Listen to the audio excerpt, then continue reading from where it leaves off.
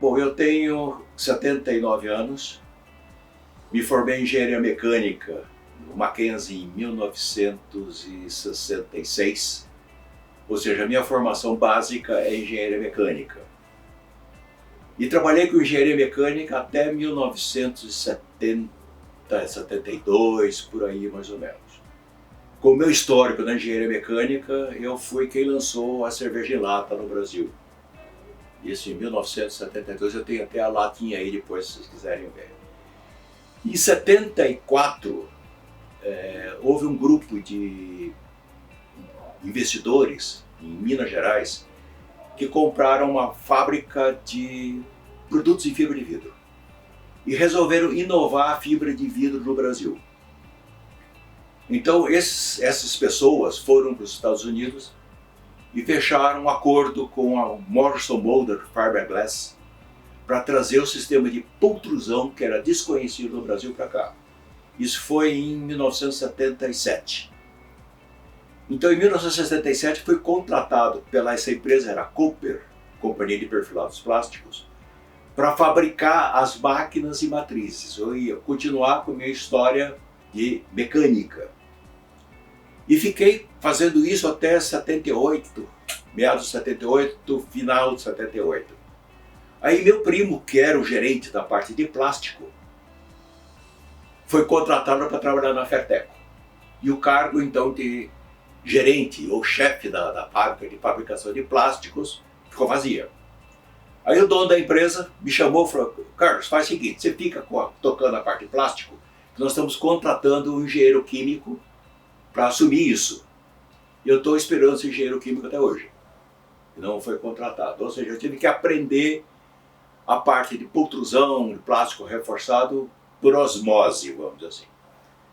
O que nós fizemos? Eu fui para os Estados Unidos, fiquei 6 meses lá com o senhor Morrison e eu aprendi praticamente tudo que foi possível ensinar a respeito de pultrusão.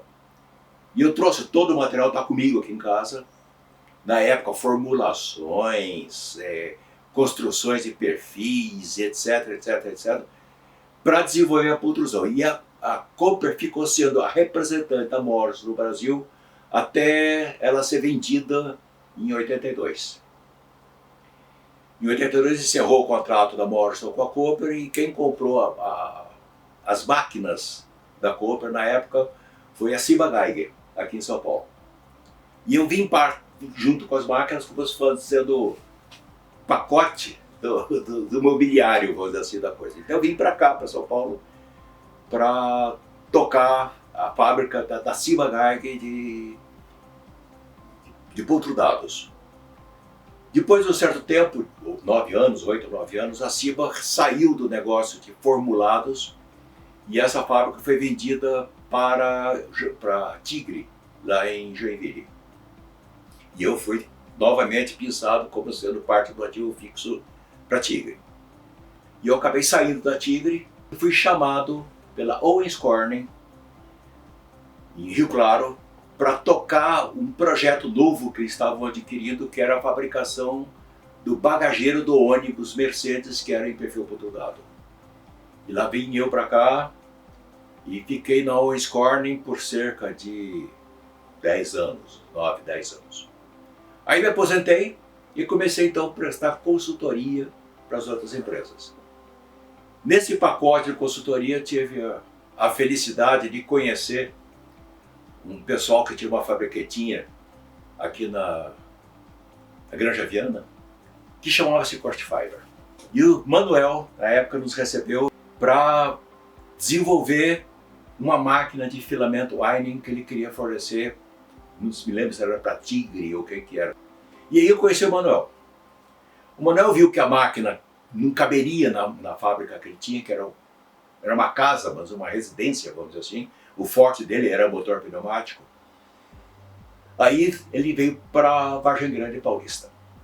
E lá vim eu junto, pendurado pela orelha, para dar uma mão para o Manuel a desenvolver a máquina de filamento winding, que foi a primeira máquina de 4 eixos que foram feitas no Brasil, toda ela CNC. E é uma máquina para fabricar, se não me falha a memória, era postes. Postes estruturais com 14 metros de comprimento, 15 metros de comprimento.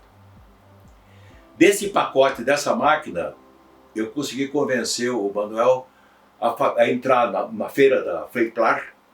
Então eles fabricaram duas máquinas com o mesmo conceito da máquina de postes.